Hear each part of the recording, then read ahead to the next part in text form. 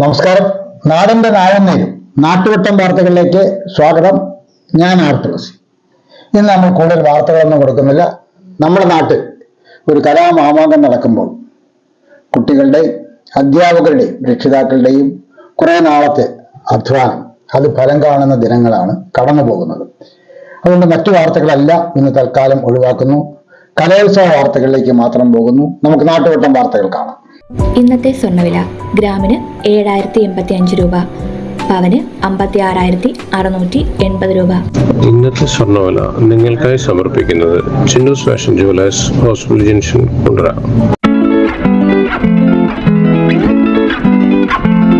നാളെ November 13 world kindness day, ലോക കാരുണ്യ ദിനം.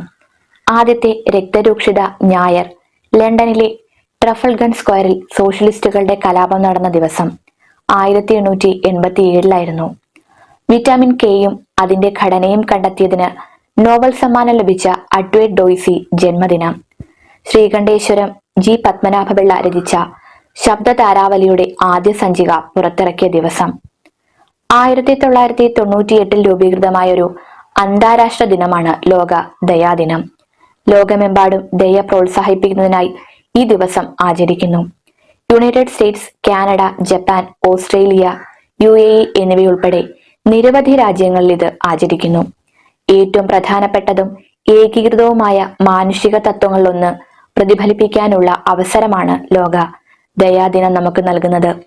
വലുതും ചെറുതുമായ കാരുണ്യ പ്രവർത്തനങ്ങളുടെ പോസിറ്റീവ് സാധ്യതകൾക്കായി നീക്കിവച്ചിരിക്കുന്ന ഒരു ദിവസം. എല്ലാ തരത്തിലുമുള്ള ആളുകളെയും ഒരുമിച്ച് കൊണ്ടുവരുന്ന ഈ നിർണായക ഗുണത്തെ പ്രോത്സാഹിപ്പിക്കാനും വ്യാപിപ്പിക്കാനും ശ്രമിക്കുക. വേൾഡ് ദയാദിനം ആദ്യമായൊരു നിരീക്ഷണ ദിനമായി അവതരിപ്പിച്ചത് വേൾഡ് ദയാ പ്രസ്ഥാനമാണ്. 2019 സംഘടന സ്വിസ് നിയമപ്രകാരം ഒരു ഔദ്യോഗിക NGO രജിസ്റ്റർ ചെയ്യപ്പെട്ടു. എന്നാൽ ഗ്രൂപ്പിന്റെ ചരിത്രം 1997 ടോക്കിയോ ആസ്ഥാനമാക്കിയുള്ള കൺവെൻഷനിലേക്ക് നീളുന്നു. ഓസ്ട്രേലിയ, തായ്ലൻഡ്, യുണൈറ്റഡ് സ്റ്റേറ്റ്സ് എന്നിവയുൾപ്പെടെയുള്ള രാജ്യങ്ങളിൽ അധിഷ്ഠിതമായ സ്ഥാപനങ്ങളുടെയും അസോസിയേഷനുകളുടെയും ഒരു നിര. യുണൈറ്റഡ് കിങ്ഡം ഈ കോൺഫറൻസിൽ ഒത്തുചേർന്നത് സമൂഹത്തിൽ ദയ കാണിക്കാനുള്ള അവരുടെ സമർപ്പണമാണ്. ഈ സംഭവത്തിന്റെ ഫലമായി ലോക ദയാ പ്രസ്ഥാനത്തിന്റെ പ്രാരംഭക കോൺഫിഗറേഷൻ രൂപം കൊള്ളും.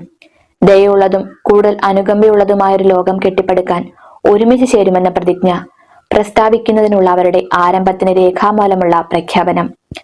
1998 ഈ ലക്ഷ്യം പിന്തുടരുന്നതിനായി അവർ ലോക ദയാദിനത്തിന്റെ ഉദ്ഘാടനത്തിന് സൗകര്യമൊരുക്കും. ലോക ദയാപ്രസ്ഥാനം നിർവചിച്ചിരിക്കുന്ന ലോക ദയാദിനത്തിന്റെ ഉദ്ദേശ്യം നമ്മെ ബന്ധിപ്പിക്കുന്ന നല്ല ശക്തിയിലും ദയയുടെ പൊതുനന്മയിലും ശ്രദ്ധ കേന്ദ്രീകരിച്ച് സമൂഹത്തിൽ നല്ല പ്രവർത്തികൾ ഉയർത്തിക്കാട്ടുക എന്നതാണ്. നിലവിൽ ഈ ദിനം അനൗദ്യോഗികമായി ആചരിക്കുന്ന ഒന്നാണെങ്കിലും ഐക്യരാഷ്ട്രസഭയുടെ ഔദ്യോഗിക അംഗീകാര പദവി നേടാനുള്ള ലോക ദയാപ്രസ്ഥാനത്തിന്റെ പ്രതീക്ഷയായി ഇത് തുടരുന്നു. ഗ്രൂപ്പ് അവരുടെ പരിശ്രമങ്ങളിൽ വിജയിക്കുകയാണെങ്കിൽ ലോക ദയാദിനം, അന്താരാഷ്ട്ര സമാധാന ദിനം, മനുഷ്യാവകാശ ദിനം, ലോകാരോഗ്യ ദിനം തുടങ്ങിയ അംഗീകൃത ആചരണങ്ങളുടെ നിരയിൽ ചേരും. കലാസ്വാദനം സ്കൂൾ സിലബസിൽ ഉൾപ്പെടുത്തണം. PC Vishwanath MLA. ഒരു പാട്ട് കേട്ടാൽ അത് ആരുടേതാണെന്നും, ഒരു ചിത്രം കണ്ടാൽ അത് ആരുടേതാണെന്നും, ഒരു കലാരൂപം കണ്ടാൽ അത് എന്താണെന്നും അറിയാനുള്ള കഴിവ് ഒരു കുട്ടിക്കുണ്ടാകണം. കുട്ടികളിൽ കലാബോധം ഉറപ്പിക്കാൻ സ്കൂൾ സിലബസിൽ കലാ ആസ്വാദന പഠനം ഉൾപ്പെടുത്തണമെന്ന് PC വിശ്വനാഥ് MLA കുണ്ടറ ഉപജില്ലാ സ്കൂൾ കലോത്സവം ഉദ്ഘാടനം ചെയ്യുകയായിരുന്നു അദ്ദേഹം. ഇളമ്പള്ളൂർ പഞ്ചായത്ത് പ്രസിഡന്റ് SD അഭിലാഷ് അധ്യക്ഷത വഹിച്ചു. ജില്ലാ പഞ്ചായത്ത് വൈസ് പ്രസിഡന്റ് ഷീജ ഹരീഷ്, ജില്ലാ പഞ്ചായത്ത് അംഗം NS പ്രസന്നകുമാർ, മുഖത്തല ബ്ലോക്ക് പഞ്ചായത്ത് വികസന സമിതി അധ്യക്ഷ Susheela Venugopal, panchayat vice president S Jayakumari, ക്ഷേമ സമിതി അധ്യക്ഷ K ഷീലാകുമാരി, ആരോഗ്യ സമിതി അധ്യക്ഷൻ CM സൈഫുദ്ദീൻ, പഞ്ചായത്ത് അംഗങ്ങളായ Jalaja Gopan, Sam Varghese, AEO K Rasiya BV, Sreedevi Amma, R Radhakrishna Pillai, G Krishnankutty എന്നിവർ സംസാരിച്ചു. സ്വാഗത സംഘം ജനറൽ കൺവീനർ B അനിൽകുമാർ സ്വാഗതവും സ്വീകരണ കമ്മിറ്റി കൺവീനർ S സഞ്ജയൻ നന്ദിയും പറഞ്ഞു. അതെല്ലാം മനോഹരമായ അതിൻ്റെ കലണ്ടർ അനുസരിച്ച് സംഘടിപ്പിച്ച് ഒരു അധ്യയന വർഷം തന്നെ എല്ലാം പൂർത്തിയാക്കേണ്ടതായിട്ടുണ്ട്. ഒരു വിദ്യാർത്ഥിയുടെ എല്ലാ തരത്തിലുള്ള വ്യക്തിത്വത്തെയും പരിപോഷിപ്പിക്കുന്നതാണ് വിദ്യാഭ്യാസം എന്ന് പറയുന്നത്. അത് പാഠപുസ്തകങ്ങളിലെ അറിവിൻ്റെ ഓർമ്മ പരിശോധനയായിട്ടുള്ള പരീക്ഷകൾ മാത്രമല്ല, അതിൻ്റെ കായിക പരമായിട്ടുള്ള എല്ലാത്തരം കഴിവുകളെയും പരിശോധിക്കുകയും പരിശീലിപ്പിക്കുകയും ഒക്കെ ചെയ്യുമ്പോഴാണ് വിദ്യാഭ്യാസം അതിൻ്റേതായ അർത്ഥത്തിൽ പൂർണ്ണമാകുന്നത്. എനിക്ക് വ്യക്തിപരമായി ഒരു അഭിപ്രായമുള്ളത്, പലപ്പോഴും ഈ കലാപഠനം എന്ന് പറയുന്നത് ഈ കലോത്സവങ്ങളിൽ ചുരുങ്ങുകയാണ്. കലോത്സവങ്ങൾക്കപ്പുറത്തൊരു കലാപഠനം നമ്മുടെ പാഠ്യപദ്ധതിയിൽ ഉണ്ടാകുന്നില്ല എന്ന ഒരു പരിമിതി ഉണ്ട്. കുട്ടികൾക്ക് അവൻ 10ാം ക്ലാസ് പാസ്സാകുന്നതിനകത്ത് വെച്ച് ഒരു നല്ല സിനിമ ആസ്വാദകനാകാൻ നമ്മൾ പഠിപ്പിക്കുന്നില്ല. ഒരു ചിത്രം കണ്ടാൽ അത് ആരുടേതാണ് എന്നെങ്കിലും ഏറ്റവും കുറഞ്ഞ പക്ഷം അത് രവിവർമ്മയുടേതാണോ എം എഫ് ഹുസൈൻ്റെതാണോ, അതിലൊന്നും ആധികാരികമായ അറിവുണ്ടാകണമെന്നൊന്നുമില്ല. അതൊക്കെ ഇൻട്രസ്റ്റ് ഉള്ളവർ ആ മേഖലയിൽ പഠിച്ചു പോകട്ടെ. പക്ഷെ നമ്മൾ പറയത്തില്ല, ബേസിക് അവയർനെസ് ഉണ്ടാവുക എന്ന് പറയുന്നത് അത് കലയിലും ഉണ്ടാകേണ്ടതായിട്ടുണ്ട്. അപ്പൊ കലാപഠനം എന്ന ഒരു കാര്യത്തിൽ നമ്മൾ കലോത്സവ നടത്തി അവിടെ അവസാനിപ്പിക്കുകയാണ്. അതിനപ്പുറത്തേക്ക് നമ്മുടെ പാഠ്യപദ്ധതിയുടെ ഭാഗമാണ്. ഞാൻ SCERTയുടെ ഗവേണിംഗ് ബോഡിയിൽ ഒരു 5 വർഷം ഉണ്ടായിരുന്നു, 2014 മുതൽ 2016 വരെ. അന്നാണ് ഈ SCERTക്ക് ഒരു ആർട്ട് ഫാക്കൽറ്റി ഉണ്ടാകണമെന്ന് പറയുകയും വലിയ സമ്മർദ്ദം ചെലുത്തുകയും അങ്ങനെ ഒരു സംവിധാനം ആദ്യമായിട്ട് വരികയും ചെയ്തു. ആ പ്രവർത്തനങ്ങൾ മുന്നോട്ട് പോകുന്നുണ്ട് അതിനുശേഷവും. പക്ഷെ കൂടുതലായി ഞാൻ നേരത്തെ പറഞ്ഞ അർത്ഥത്തിൽ നമ്മളെല്ലാം ആഗ്രഹിക്കുന്ന രൂപത്തിൽ അത് കൂടുതലായി നടപ്പിലാക്കേണ്ടതായിട്ടുണ്ട്. ഈ കലോത്സവം നേരത്തെ അനിൽകുമാർ സാറ് അധ്യാപകനായതുകൊണ്ട് വളരെ പൊതിഞ്ഞാണ് പറഞ്ഞത്. നടത്തുമ്പോൾ അനുഭവിക്കുന്ന സമ്മർദ്ദത്തെ കുറിച്ച് പറയുകയുണ്ടായി. കാരണം കലോത്സവം എന്ന് പറയുമ്പോഴത്തേക്ക് അത് കലാ അവതരണം, വിധി നിർണയത്തെ ചൊല്ലി ഉണ്ടാകുന്ന തർക്കങ്ങൾ, പിരിമുറുക്കം, സമ്മർദ്ദം, അതിൽ ഈ ആസ്വാദനം എന്ന് പറയുന്ന ഭാഗം സ്വാഭാവികമായിട്ടും അത് കുറയും. കാരണം ഇത് പിരിമുറുക്കം വരുമ്പോൾ എന്തായാലും ആസ്വാദനം ഉണ്ടാകില്ല. അപ്പോൾ ഈ പിരിമുറുക്കമൊന്നും ഇല്ലാതെ എല്ലായ്പ്പോഴും ഇതൊക്കെ ആസ്വദിക്കാൻ കഴിയുന്ന രൂപത്തിലേക്ക്, മത്സരങ്ങൾക്കപ്പുറത്തേക്ക് കല ആസ്വാദനത്തിന് കൂടി സ്കൂളിലും ക്ലാസ് മുറിയിലും ഇടമുണ്ടാകണം എന്ന ഒരു വ്യക്തിപരമായ ഇത്തരം കാര്യങ്ങളിൽ ഒരു താല്പര്യമുള്ള ഒരാളെന്ന നിലയിൽ ഞാൻ എൻ്റെ ഒരു അഭിപ്രായം പ്രകടിപ്പിച്ചു എന്ന് മാത്രമേ ഉള്ളൂ. തീർച്ചയായും ഈ അഭിപ്രായം സ്വാഭാവികമായിട്ടും കേൾക്കുന്നവരും ചോദിക്കും, ഇതൊക്കെ പറയാനല്ലേ നിങ്ങൾ നിയമസഭയിലൊക്കെ കഴിച്ചെന്ന് വെച്ചിരുന്നത് കൊണ്ട് ഇത് നിയമസഭയിലും പറയും എന്നുകൂടി ഈ അവസരത്തിൽ സൂചിപ്പിച്ചുകൊണ്ട് ഞാൻ ഈ കലോത്സവം ഇപ്പം തന്നെ ഇത് ഔദ്യോഗികമായ ഒരു ഉദ്ഘാടനം ഇവിടെ നടക്കുന്നു എന്ന് മാത്രമേ ഉള്ളൂ. വിവിധ വേദികളിൽ ഈ മത്സരങ്ങളൊക്കെ രാവിലെ തന്നെ ആരംഭിച്ചു കഴിഞ്ഞിട്ടുണ്ട്. ഈ വേദിയിലും ഇനി മത്സരങ്ങൾ ആരംഭിക്കേണ്ടതായിട്ടുമുണ്ട്.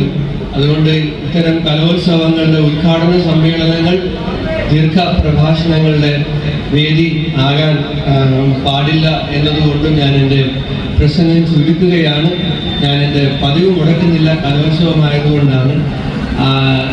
തീർച്ചയായും നേരത്തെ പറഞ്ഞല്ലോ, കലോത്സവം ഒരുപാട് പ്രതിഭകളെ സമ്മാനിച്ചിട്ടുണ്ട്. യേശുദാസ്, മഞ്ജു വാര്യർ, നവ്യ നായർ, ഇങ്ങനെ എത്രയോ സിനിമയിലേക്കും നൃത്തരംഗത്തേക്കും ഒക്കെ കടന്നു വന്ന പ്രതിഭകൾ കലോത്സവത്തിൻ്റെ സംഭാവനകളാണ്. ഒരു കലോത്സവത്തിൽ യേശുദാസും ജയചന്ദ്രനും കൂടെ മത്സരിച്ചപ്പോൾ യേശുദാസിന് 2ാം സ്ഥാനവും ജയചന്ദ്രന് സ്കൂൾ കലോത്സവത്തിലാണ് ജയചന്ദ്രന് 1ാം സ്ഥാനവും കിട്ടുകയുണ്ടായി. അപ്പോൾ ആ ജയചന്ദ്രനെ ഞാൻ സത്യം പറഞ്ഞിരുന്നു ഏറ്റെടുക്കുകയും വിജയിപ്പിക്കുകയുണ്ടായി. തുടർന്നാണ് ഇന്നിപ്പോൾ നമ്മുടെ ഉപജില്ലാ കലോത്സവം വന്നിരിക്കുന്നത്. നമ്മുടെ ഉപജില്ലാ കലോത്സവം ജില്ലാ കലോത്സവവുമായി ബന്ധപ്പെട്ട് നിന്നവർക്ക്, ഒരു വലിയ ഉത്സവത്തിൻ്റെ പ്രതീതിയിൽ നിന്നവർക്ക് ഉപജില്ലാ കലോത്സവത്തെ കാണുമ്പോൾ ഉണ്ടാകുന്ന കുറേ പരിമിതികൾ, കാഴ്ചപ്പാടിൻ്റെ പരിമിതികളുണ്ട്. നമ്മുടെ ആ ഉപജില്ലാ കലോത്സവം നമുക്കിവിടെ വലിയ തോതിൽ വിജയിപ്പിക്കുവാൻ കഴിയണം ഇനിയുള്ള തുടർന്നുള്ള ദിവസങ്ങളിൽ.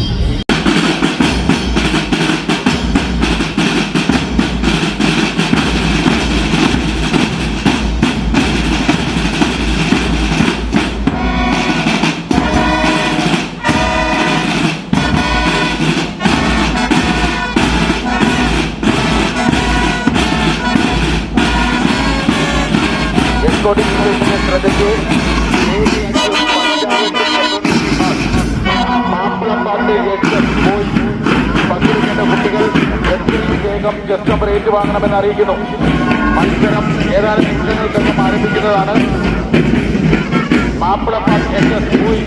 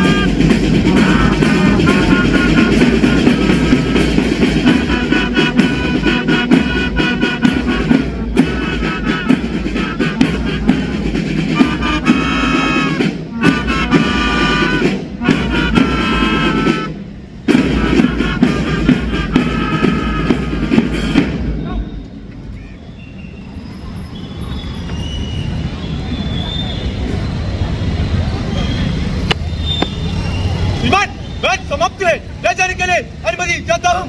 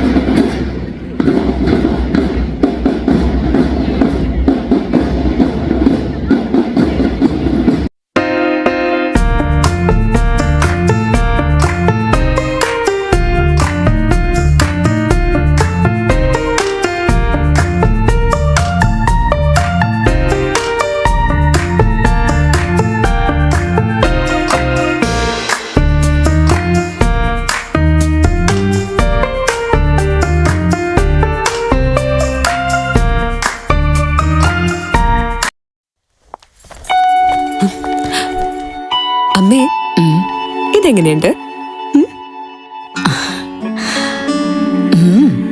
നന്നായിരിക്കുന്നു. എന്റെ മരുമോൾക്ക് ഇത് നന്നായി ചേരും. ഇത് അമ്മയ്ക്കുള്ളതാ. അമ്മയുടെ കൈകൾക്ക് എന്ത് ഭംഗിയാ. ഇത് വേണം. അമ്മയ്ക്കെപ്പോഴും ഞങ്ങളുടെ സന്തോഷാ വലുത്. പൊന്നു പോലെയുള്ള ഈ അമ്മയുടെ സന്തോഷം ഞങ്ങളും കാണട്ടെ. Express your love with golden moments. Chinnus fashion jewellers Kundara, വിളംബരത്തിന്റെ നാട്ടിൽ വിശ്വസ്തയുടെ നാമം. 100% BIS 916 ഹോൾമാർക്ക് ഗോൾഡ്. ഏതൊരമ്മയ്ക്കും അഭിമാനിക്കാനായി ചില നിമിഷങ്ങളുണ്ട്. എന്റെ മരുമകളുടെ സ്നേഹമാണ് എന്റെ അഭിമാനം. ഈ അമ്മ എന്റെ ഭാഗ്യല്ലേ. കലോത്സവത്തിൽ മത്സരിച്ചു പാടി ജനപ്രതിനിധികൾ. കുണ്ടറ ഉപജില്ലാ സ്കൂൾ കലോത്സവത്തിൽ മത്സരിച്ചു പാടി PC വിഷ്ണുനാഥ് MLA-യും മുഖത്തല ബ്ലോക്ക് പഞ്ചായത്ത് വികസന സമിതി അധ്യക്ഷ സുശീല വേണുഗോപാൽ. MLA കലോത്സവം ഉദ്ഘാടനം ചെയ്ത് ഇളയരാജ സംഗീതം നൽകി ജയചന്ദ്രൻ പാടിയ രാസാത്തിയൊന്ന് എന്ന ഗാനം ആലപിച്ചുകൊണ്ടായിരുന്നു. സമ്മേളനത്തിൽ ആശംസകൾ അർപ്പിക്കാനെത്തിയ ഗായിക കൂടിയായ സുശീല വേണുഗോപാൽ ലയമായി ശ്രുതിയായി മധുരമായി നിറയെ പൂക്കുന്നിത എന്ന സ്വരമധുര ഗാനം ആലപിച്ചാണ് സദസ്സിനെ കയ്യിലെടുത്തത്. ജനപ്രതിനിധികളുടെ പാട്ടുകൾ നിറകയ്യലോടാണ് സദസ് സ്വീകരിച്ചത്. ഇളയരാജയുടെ സംഗീതത്തിൽ ജയചന്ദ്രൻ പാടിയ ഒരു പാട്ട്. രാസാത്തിയൊന്നേ കാണാതെ നെഞ്ചം കാത്താടി പോരാടുതേ.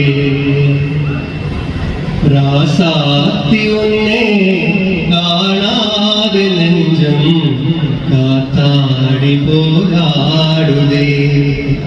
പൊഴുതാകി പോച്ച് വിളക്കേറ്റിയാച്ച് പൊന്മാനെ ഒന്നേ നേടുതേ. രാസാത്തി ഒന്നേ കാണാതെ നെഞ്ചം കാത്താടി പോരാടുതേ. കാത്താടി പോരാടുതേ. ഞാൻ ഒരുപാട് സമയം നഷ്ടപ്പെടുത്തുന്നില്ല. കലാവേദി ആയതുകൊണ്ട് തന്നെ പാട്ടിന്റെ 2 വരികൾ പാടിക്കൊണ്ട് എന്റെ ആശംസ അതിലൂടെ ഞാൻ അറിയിക്കുകയാണ്.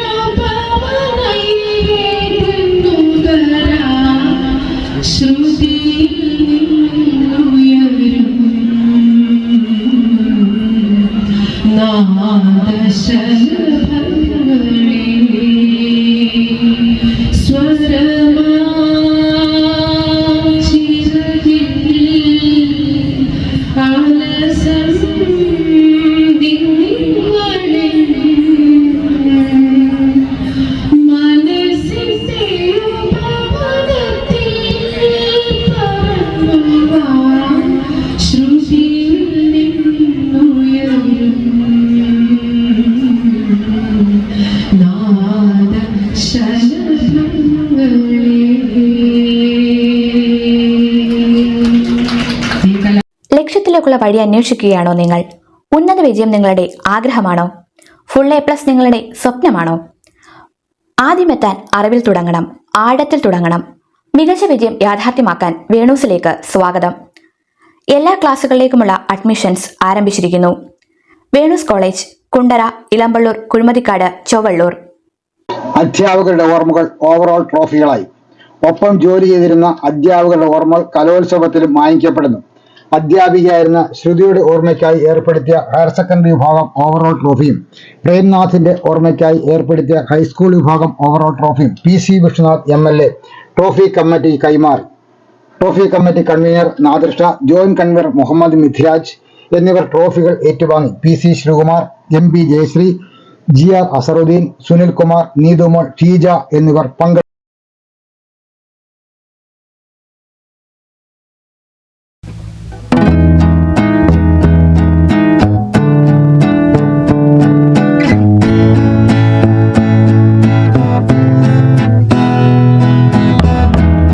മ്യൂസിയത്തിൽ പോയിട്ടുള്ളവരാകും മിക്കവരും. മ്യൂസിയം വിവിധ തരത്തിലുള്ള വൈവിധ്യ വസ്തുക്കൾ ശേഖരിച്ച് പ്രദർശിപ്പിക്കുന്ന സ്ഥലമാണ്. കലാവസ്തുക്കളും പുരാവസ്തുക്കളും മറ്റും ശേഖരിക്കുന്ന സ്ഥലത്തിന് മ്യൂസിയം എന്ന പേർ വന്നത് എന്തുകൊണ്ടായിരിക്കാം? മ്യൂസിയം എന്ന വാക്ക് മ്യൂസിയോൺ എന്ന ഗ്രീക്ക് പദത്തിന്റെ രൂപമാണ്. കലകളുടെയും ശാസ്ത്രങ്ങളുടെയും അധിപതനായ മ്യൂസസ് ദേവതയുടെ ക്ഷേത്രങ്ങളായിരുന്നു ഗ്രീസിലെ മ്യൂസിയോണുകൾ. പിൽക്കാലത്ത് ഈ ക്ഷേത്രങ്ങൾ വിജ്ഞാന കേന്ദ്രങ്ങളായി രൂപാന്തരപ്പെട്ടു. കാലക്രമത്തിൽ വിവിധ വിജ്ഞാന ശാഖകളിൽ നിന്നുള്ള വിലപിടിച്ച വസ്തുക്കളുടെ സംരക്ഷണത്തിനും പ്രദർശനത്തിനും വേണ്ടി നിർമ്മിക്കുന്ന കെട്ടിടങ്ങൾക്ക് മ്യൂസിയം എന്ന പേർ ഉപയോഗിക്കാൻ തുടങ്ങി.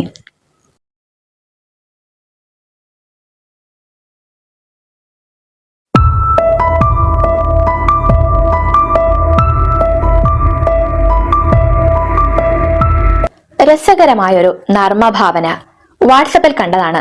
ഇത് എഴുതിയത് ആരെന്നറിയില്ല. ദേ ഒന്ന് നിന്നേ. പുറകിൽ നിന്ന് ആരോ വിളിക്കുന്നുണ്ട്. മംഗളിയാൻ തിരിഞ്ഞു നോക്കി. ചൊവ്വയാണ്. വന്നത് മുതൽ താൻ ശ്രദ്ധിക്കുന്നതാണ്. ചൊവ്വാച്ചേട്ടന്റെ മുഖത്തൊരു പ്രസാദമില്ല. ഭൂമിയിലെ കാര്യങ്ങൾ തന്നോട് ചോദിച്ചറിയാനും മൂപ്പർക്കൊരു താല്പര്യമില്ല. നീ എന്നാ തിരികെ പോകുന്നത്? ഞാൻ തിരിച്ചു പോകുന്നില്ല ചേട്ടാ. ചേട്ടനെയും ചുറ്റിപ്പറ്റി ഇങ്ങനെ കഴിയാനാണ് എന്നോട് പറഞ്ഞിരിക്കുന്നത്. അത് ശരിയല്ല. നീ തിരികെ പോണം. പഠിച്ചെലവിന് കാശില്ലാഞ്ഞിട്ടാണെങ്കിൽ അത് പറ. ചൊവ്വ ഷർട്ടിന്റെ കീശയിൽ കൈയിട്ടു. ഞാൻ തിരിച്ചു പോകാഞ്ഞിട്ട് ചേട്ടൻ എന്താണ് കുഴപ്പം? മംഗളിയാൻ സോളാർ പാനൽ കൊണ്ട് തല ചൊറിഞ്ഞു. സത്യത്തിൽ നീ തിരിച്ചു പോകണം എന്ന് എനിക്ക് ആഗ്രഹമില്ല. കാരണം ഈ സൗരയൂഥത്തിലെ മറ്റ് ഗ്രഹങ്ങളൊന്നും കുറെ കാലമായി എന്നോടത്ര സുഖത്തിലല്ല. ആകെ മിണ്ടാനും പറയാനും എനിക്ക് നീ മാത്രമേ ഉള്ളൂ. എന്നാലും വേണ്ടില്ല, നീ തിരിച്ചു പോണം. അതെന്താ ചേട്ടാ അവരാരും ചേട്ടനോട് മിണ്ടാത്തത്? എന്റെ മോനെ, ഈ സൗരയൂഥത്തിൽ ഞങ്ങൾ 8 ആങ്ങളമാർക്കും കൂടി ഒറ്റ പെങ്ങൾ മാത്രമേ ഉള്ളൂ, നിങ്ങളുടെ ഭൂമി ദേവി. ആ ഭൂമിയിലെ പെൺകുട്ടികളുടെ കല്യാണം മുടക്കലാണ് എന്റെ പണി എന്നാണ് നിങ്ങളുടെ നാട്ടിലെ ജ്യോത്സ്യന്മാർ പറഞ്ഞു നടക്കുന്നത്. ഇക്കാരണം കൊണ്ട് തന്നെ ഞാനിപ്പോൾ ഈ കുടുംബത്തിലൊരു വില്ലനാണ്. ദൂരെ നിന്നും യുറാനസും വ്യാഴവും ഭ്രമണം ചെയ്തു വരുന്നുണ്ട്. രണ്ടുപേരും ചൊവ്വയോട് ഒരു ഹായ് പോലും പറയാതെ കടന്നുപോയി. നീ കഴുത്തിൽ ക്യാമറയെ നോക്കി കുറെ മാസമായല്ലോ എന്നെ കറങ്ങി നടന്ന് ഫോട്ടോ എടുത്ത് ബാംഗ്ലൂർക്ക് അയച്ചു കൊടുക്കുന്നു. ഭൂമിയിലെ പെണ്ണുങ്ങളുടെ കല്യാണം മുടക്കാൻ കഴിയുന്ന ഏതെങ്കിലും മൂലകമോ സംയുക്തമോ നീ ഇതുവരെ എന്റെ ഉപരിതലത്തിൽ കണ്ടിട്ടുണ്ടോ? സത്യമായിട്ടും ഇല്ല ചേട്ടാ. അതുപോട്ടെ, ഈ സൗരയൂഥത്തിൽ ഞങ്ങൾ എത്ര പേര് നീ കണ്ടിട്ടുണ്ട്? ചേട്ടനടക്കം 9 പേര്, പിന്നെ സൂര്യൻ അമ്മാവൻ, ഞങ്ങളുടെ ചന്ദ്രൻ കുഞ്ഞ് അടക്കമുള്ള കുറെ പേരമക്കൾ. എന്നാൽ ജ്യോതിഷികൾ അങ്ങനല്ല പറയുന്നത്. അവരുടെ കണക്കിൽ സൂര്യനും ചന്ദ്രനും ഗ്രഹങ്ങളാണ്. ഇതെന്ത് പോഴത്തരമാണ് ചേട്ടാ? സൂര്യൻ നക്ഷത്രവും ചന്ദ്രൻ ഉപഗ്രഹവും അല്ലേ? അത് എന്നോടല്ല, അവന്മാരോട് പോയി ചോദിക്ക്. ചൊവ്വയ്ക്ക് ദേഷ്യം വന്നു. ദൂരെ നിന്നും ഭൂമി ഭ്രമണം ചെയ്തു വരുന്നുണ്ട്. ചൊവ്വയുടെ അടുത്തെത്തിയതും പുള്ളിക്കാരി അപ്പുറത്തേക്ക് നോക്കി കാർക്കിച്ച് തുപ്പിക്കൊണ്ട് തന്റെ ഭ്രമണം തുടർന്നു. അതുമല്ല മോനെ, രാഹു കേതു എന്നീ പേരുള്ള 2 ഗ്രഹങ്ങൾ ഞങ്ങൾക്കിടയിൽ ഉണ്ടെന്നാണ് ഈ ജ്യോതിഷികൾ തട്ടിവിടുന്നത്. Rahu Ketu? Who is this gentleman? ഇങ്ങനെ 2 ഗ്രഹങ്ങൾ ഈ സൗരയൂഥത്തിലുള്ളതായി ഞാൻ കണ്ടിട്ടില്ലല്ലോ ചേട്ടാ. മംഗളിയൻ കഴുത്തിൽ തൂക്കിയ ടെലസ്കോപ്പ് എടുത്ത് ചുറ്റും നോക്കി. പൊടി പോലുമില്ല കണ്ടുപിടിക്കാൻ. ഞാനും കണ്ടിട്ടില്ല മോനെ. അതുമല്ല, അവരുടെ കണക്ക് പ്രകാരം ഭൂമി ഒരു ഗ്രഹവും അല്ല. എങ്കിൽ പിന്നെ ഈ ഭൂമി എന്താണ് ചേട്ടാ? ചൊവ്വ തന്റെ അച്ചുതണ്ട് ഒന്ന് ചരിച്ചു. പിന്നെ നാടകീയമായി തുടർന്നു. അറിയില്ല. തമ്പുരാൻ ബുദ്ധനും ശങ്കരനും ലവന്മാരോട് ചോദിച്ചതും അതായിരുന്നു. അവർക്കും കിട്ടിയിട്ടില്ല നേരാവണ്ണമുള്ള ഉത്തരം. വിട്ടുകളയേട്ടാ, ഇതൊക്കെ ഞങ്ങളുടെ ഭാരതീയ പൈതൃകത്തിന്റെ ഭാഗമാണ്. മുഹൂർത്തം, ജാതകം, ചൊവ്വാദോഷമൊക്കെ വിശ്വസിക്കാമെങ്കിൽ വിശ്വസി, അല്ലെങ്കിൽ വിട്ടുകള. എന്തു കോപ്പില വഴിക്കാടോ ഈ ജ്യോതിഷം ഭാരതീയ പൈതൃകത്തിന്റെ ഭാഗമാകുന്നത്? ഈ പറയുന്ന ഭാരതീയ പൈതൃകം എന്ന വാക്കിലെ ഭാരതം എവിടെ നിന്നാണ് വന്നതെന്ന് തനിക്കറിയാവോ? മംഗളിയൻ വീണ്ടും തല ചൊറിഞ്ഞു. ചുമ്മാ തട്ടിവിടുന്നതല്ലാതെ ഇതിന്റെ അർത്ഥമൊക്കെ ആരന്വേഷിക്കുന്നു? ആര്യവർത്തത്തിലെ ശ്രേഷ്ഠനായ ചക്രവർത്തി ഭരതന്റെ നാമത്തിൽ നിന്നാണ് നിലവിൽ ഇന്ത്യ എന്ന നാടിന് ഭാരതം എന്ന വാക്ക് സിദ്ധിച്ചത്. ഈ ഭരതന്റെ മാതാപിതാക്കൾ, mister Dushyanthan and Mrs Shakuntala, അവരുടെ കല്യാണത്തിന് ജാതകവും നോക്കിയിട്ടില്ല, മുഹൂർത്തവും നോക്കിയിട്ടില്ല. ഗാന്ധർവ വിധി പ്രകാരമാണ് അവർ വിവാഹം നടത്തിയത്. Means love marriage. ചൊവ്വ കലിപ്പിലാണ്, നിർത്താൻ ഭാവമില്ല. സത്യം പറയടാ, ശ്രീരാമൻ സീതയെ കല്യാണം കഴിച്ചത് ജാതകം നോക്കിയിട്ടാണോ? അല്ല ചേട്ടാ, വില്ലൊടിച്ചിട്ടാണ്. അർജുനൻ സുഭദ്രയെ കല്യാണം കഴിച്ചത് ജാതകവും മുഹൂർത്തവും നോക്കിയിട്ടാണോ? അല്ല ചേട്ടാ, മൂപ്പര് സുഭദ്ര ആന്റിയെ കിഡ്നാപ്പ് ചെയ്യുകയായിരുന്നു. ശ്രീകൃഷ്ണന്റെ കാര്യമാണെങ്കിൽ പറയുകയും വേണ്ട. ആദ്യ വിവാഹം രുക്മിണി ആന്റിയുമായിട്ടുള്ളത് നടത്തിയത് അളിയൻ രുക്മിണിയുടെ കൂമ്പിടിച്ച് പരുവമാക്കിയിട്ടാണ്. ജാമ്പവതിയെ കല്യാണം കഴിക്കുന്ന കാലത്ത് അമ്മായിയപ്പൻ ജാമ്പവാനെയാണ് പുള്ളി പഞ്ഞിക്കിട്ടത്. ഇതിനിടയിലൊക്കെ എവിടെയാണ് സഹോ ജാതകം നോക്കാൻ ഗ്യാപ്പ് കിട്ടുന്നത്? നേരാണ്. എന്നിട്ടും ഭഗവാൻ കൃഷ്ണൻ ആർഷഭാരതത്തിന്റെ വഴിവിളക്കാണ്, അവതാര പുരുഷനാണ്. അറ്റ കൈക്ക് പിടിച്ചു നിൽക്കാൻ ഒരു വഴി എന്ന നിലക്ക് മംഗളൻ പറഞ്ഞു. രാമനും കൃഷ്ണനും ഒക്കെ ദൈവങ്ങളല്ലേ ചേട്ടാ, ദൈവങ്ങൾക്ക് എന്തു ആവാം, ആരും ചോദിക്കില്ലല്ലോ. ചൊവ്വ വിടുന്ന മട്ടില്ല. നീ സ്വയംവരം എന്ന് കേട്ടിട്ടുണ്ടോ? പണ്ട് ഒട്ടുമിക്ക ഹൈന്ദവ കുടുംബങ്ങളിലും രാജാക്കന്മാർക്കിടയിലും പ്രചാരത്തിലുണ്ടായിരുന്ന വിവാഹ രീതിയാണത്. ഒരു പെൺകുട്ടിയുടെ വിവാഹം നിശ്ചയിച്ചാൽ അവളെ വിവാഹം കഴിക്കണം എന്ന് ആഗ്രഹിക്കുന്ന ചെറുക്കന്മാരെല്ലാം രാവിലെ തന്നെ ഷർട്ടും ഇസ്ത്രിയിട്ട് പെണ്ണിന്റെ വീട്ടിലെത്തി ബിവറേജസിൽ ക്യൂ നിൽക്കുന്ന പോലെ നിൽക്കും. പെണ്ണ് കയ്യിൽ മാലയുമായി മൊത്തത്തിലൊന്ന് നടന്നു നോക്കി കൊള്ളാവുന്നവന്റെ കഴുത്തിൽ മാലയിടും. ബാക്കിയുള്ളവർ ശാപ്പാടും കഴിച്ച് ഏമ്പക്കോ വിട്ട് വീട്ടിൽ പോകും. ഇവിടെ എവിടെയാടോ ജാതകം? മംഗളിയാന് ഉത്തരമുട്ടി. വിഷയം വഴിതിരിച്ചു വിടുന്നതാണ് നല്ലത്. ആട്ടെ, എന്തിനാണ് ഞാൻ തിരിച്ചു പോകണമെന്ന് ചേട്ടൻ പറഞ്ഞത്? അത് പറ. ചൊവ്വ മംഗളിയാനെ ചേർത്ത് പിടിച്ചു. അവിടെ ചെന്നിട്ട് നീ പറയണം, എനിക്ക് ഈ കല്യാണക്കാര്യത്തിൽ ഒരു പങ്കുമില്ലെന്ന്. അപ്പോഴാണ് ചൊവ്വ അത് കാണുന്നത്. പയ്യന്റെ കഴുത്തിൽ തൂക്കിയിട്ട ക്യാമറയ്ക്കും ടെലിസ്കോപ്പിനും ഇടയ്ക്കായി ഒരു ചരടിൽ തൂക്കിയിട്ട 2 ചെറുനാരങ്ങയും ഒരു പച്ചമുളകും. കണ്ണു തട്ടാതിരിക്കാൻ വേണ്ടി തൂക്കിയിട്ടതാണ് ചേട്ടാ. ചൊവ്വ ഒന്ന് നിന്നു. പിന്നെ കുറച്ചു നേരം വിദൂരതയിലേക്ക് നോക്കി ആലോചിച്ചു. ഇനി നീ അങ്ങോട്ട് തിരിച്ചു പോണ്ട മോനെ, പോയിട്ട് കാര്യമില്ല. പിന്നെ തന്റെ ഭ്രമണം തുടർന്നു. നാട്ടുവട്ടം വാർത്തകൾ ഇന്നിവിടെ സമാപിക്കുകയാണ്. ലൈല ക്രിയേഷൻസിന്റെ ബാനർ നിർമ്മിച്ചിട്ടുള്ള 9 ഹ്രസ്വചിത്രങ്ങൾ, 11 ഹ്രസ്വചിത്രങ്ങൾ ഇപ്പോൾ യൂട്യൂബിൽ ലഭ്യമാണ്. മുഴുവൻ ചിത്രങ്ങളും 6 മുതൽ നോട്ടം വരെയുള്ള മുഴുവൻ ചിത്രങ്ങളും യൂട്യൂബിലുണ്ട്. സിനിമ കാണാത്തവർ ഇന്ന് തന്നെ കാണുകയും കണ്ടവർ നിങ്ങളുടെ എല്ലാ സുഹൃത്തുക്കൾക്ക് അതിന്റെ ലിങ്ക് അയച്ചു കൊടുക്കുകയും ചെയ്യണം എന്നാണ് നമ്മൾ അഭ്യർത്ഥിക്കുന്നത്. 12 സിനിമകളും പൂർത്തിയാകുമ്പോൾ ഈ മാസം ഡിസംബർ മാസം 29-ാം തീയതി ഞായറാഴ്ച ഈ ഞങ്ങളുടെ മുഴുവൻ സിനിമയിലും അഭിനയിച്ച നടന്മാർ, സാങ്കേതിക വിദഗ്ധർ എല്ലാവരെയും നമ്മൾ ആ കൂട്ടായ്മയിലേക്ക് ക്ഷണിക്കുന്നുണ്ട്. അവരെല്ലാം നിങ്ങൾക്ക് പരിചയപ്പെടാനും അവരുടെയൊക്കെ അനുഭവങ്ങൾ അറിയാനും താല്പര്യമുള്ളവർക്കെല്ലാം നമ്മളുടെ ആ സംഗമത്തിലേക്ക് വരാം.